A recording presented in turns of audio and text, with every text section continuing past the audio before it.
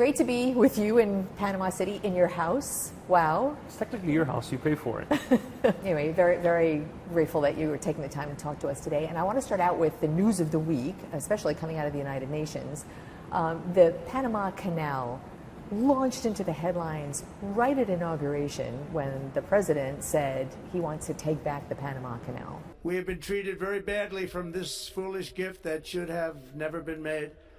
And Panama's promise to us has been broken.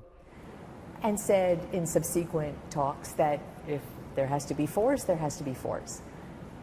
President Molino came back and said never. Here you are, the representative of the United States in Panama, walking a very fine diplomatic line. How do you handle it? Well, first and foremost, I serve as President Trump's personal representative and at his pleasure.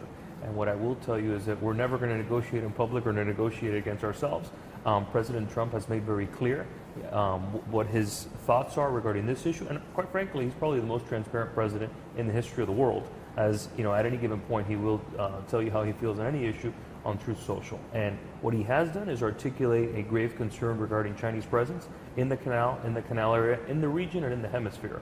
And I can tell you, in these first 6 months that I've been here, we've made great progress, right? Panama was the first country to enter and the first country to exit the Belt and Road Initiative, which, as Secretary Rubio said, is essentially predatory lending.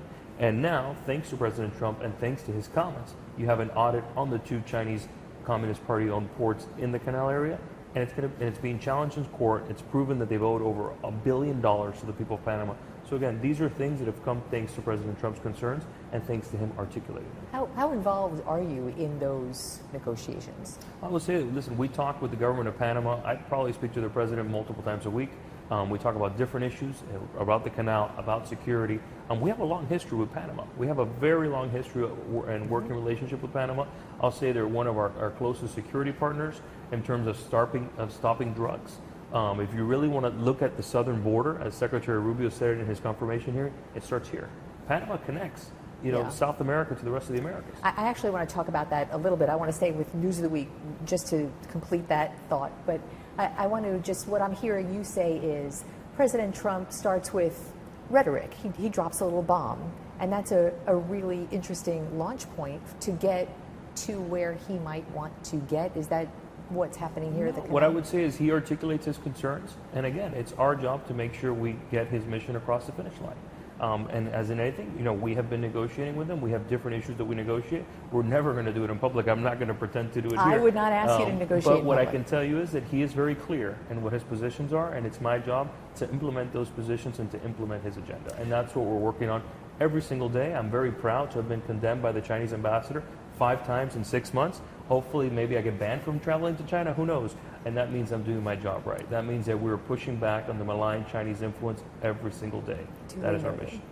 Another News of the Week big headline, also coming out of the United Nations. When the president spoke, he out and out called climate change a hoax. It's the greatest con job ever perpetrated on the world, in my opinion. Climate change, no matter what happens, you're involved in that. No more global warming, no more global cooling. All of these predictions made by the United Nations and many others, often for bad reasons, were wrong. He's speaking to world leaders, some of whom agree with him, some who don't. Now the Panamanian president has previewed the launch of this country's major climate initiative. No one really knows the details of it yet. And I guess my question to you is, you are now representing a president who is telling the world he thinks climate change is a hoax, working in a country that's making a very big investment in resilience to climate change. What's your role there? I can tell you the number one thing that I've heard President Trump say time and time again is we signed on to all these different treaties and agreements around the world regarding climate change, yet the biggest polluters in the world aren't signed up. So it's quite frankly, it's a little offensive, the fact that we would sign up when the biggest polluters in the world have. I haven't heard President Molino's speech yet. I haven't had a chance to, but I'm sure at some point we'll have a discussion. What I can tell you, something that we are working on, that we have discussed with the Panamanians is, thanks to President Biden, over 20, millions of people crossed the Darien. right? And when they were crossing, thanks to his open border policies, they destroyed the dairy and left all sorts of things behind, tires, clothes, all sorts of things. And we're trying to see if there's an opportunity for the U.S. and Panama to work together to clean up the mess that President Biden left behind in the dairy. Before, and I want to talk more about the immigration part, but I want to go back to, I really want to understand, climate change is not a hoax in this country. If the U.S. president thinks it is, how do you handle that as the diplomat, as the representative here? My job is to represent President Trump, his agenda and his priorities, and I support him, and I support his agenda, and every single day that's what we're doing. I don't know what exactly is it that President Molino articulated in his speech today. I think you said he had just announced it today, so we'd have to wait and see what exactly it is. But what I can tell you is, again, Panama is a very good partner in terms of security cooperation and all sorts of other things, also migration. And we work closely with them every single day to get a lot of these different initiatives done. Let's talk about the Darien Gap, what is now reverse migration because of the president's policies, because of what's happening, and with great assistance from Panama.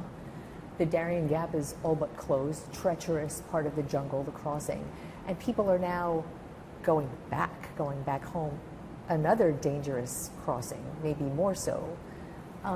Speak to me a little bit about that partnership and the people and government of Panama, how they are reacting to this process. Well, Panamanians by and large don't migrate, right? They have the highest GDP in the region. They don't really migrate. So they were dealing with this issue just as much as we were. And quite frankly, it was consequent to our open border policies. And when you saw over 1 million people in the last couple of years crossing through the Darien, making their way to the U.S. southern border, something had to change. And President Molino and our government signed different MOUs in which we increased our security cooperation to shut down the Darien, where we helped train them, where we helped give them equipment. Because when you talk about the U.S. southern border, it's about creating choke points. If you got to the U.S. southern border, we've already lost. We've got to make sure our job is that you don't even get close to it. And how do you do that? You do it by creating choke points along the way, and Panama is one of them. Where we've done, it's an excellent job, one of the biggest accomplishments that we've seen. You look at a graph, numbers don't lie. And when you look at a graph from when President Trump was elected, not even sworn into office, and people knew that these policies were going to come into place, that we were going to shut down our border, that we were going to enforce our borders, because we know that a country without borders doesn't exist. We knew that those numbers started coming down. And that is when you saw, in addition to the increased security cooperation in the Darien, both things combined is what made for a perfect recipe for that number to be, I think last month it was like 5 people. And that was a request by the U.S. Yes. It was a request by the U.S., and President Molino wanted to do it as well. He campaigned on closing the Darien because this was a huge, when you have 1 million people crossing through your country, whether they stay or whether they don't, it's creating havoc, it's creating all sorts of issues. Well, just look at the Darien, what they left behind in their rivers and the water. They left behind all of these derelict vessels that have tires, clothes, all sorts of disasters. If you want to talk about the environment, what those folks left behind thanks to the previous administration's open border policies is a disaster. And again, this is a great accomplishment that both have been able to do together, and we look forward to increasing that cooperation and keeping it closed. And as you said, the migration is, quite frankly, from north to south now. You've had 25,000 people since January 1st that have crossed from the north to the south. Does this country participate in assistance? Do they help these people get back? Or? What we do is, what Panama's been doing is they've been taking them to the border so that they can, once they come in from the north, they take them to the border so they can leave the country as quickly as facilitate them leaving their country and going back to their countries. By and large, I think the majority of them are probably Venezuelan. I think it's like 75% or something along those lines. Going back to Venezuela? I believe so. Before I let you go, a little bit of personal, if as much as you want to get, as in relation to your life in Miami-Dade County, a very different life here in Panama City. What have you learned? How has Kevin Cabrera changed as an ambassador? Well, I don't think I've changed. I still have the same phone number. I don't think you've changed. And if people text me, I still answer. I'm not going to give my number out on television, but I am single, so who knows? Maybe I should. But what I will say is that what has changed is, the coffee's not as good. I will say if I have one criticism of Panama, they don't have Versailles, they don't have La Carreta. Their coffee, they do the geisha coffee, which is more, I'd say, like a tea. Most expensive coffee in the world. They've actually won a prize regarding that. It's a specialty coffee, but it's not quite the same as a cortadito, as an espresso. How are you received here as an American? I mean, Panama is such a great, staunch ally of the United States. Do people receive you well here? I would say very well. I've had a very warm welcome. I've met with President Molino multiple times with members of his government, and I will tell you that we've seen great cooperation between both nations. Anytime we come with any sort of request regarding security assistance, regarding security cooperation, it's been great, and we look forward to expanding that security cooperation because Panama really is at the tip of the spear in terms of, one, protecting the canal, protecting security in the region, and two, migration. It really is a choke point that we need to make sure we keep closed in terms of Darien so that we can protect the U.S. southern border. Thank you so much for spending a few minutes with us. Thank you.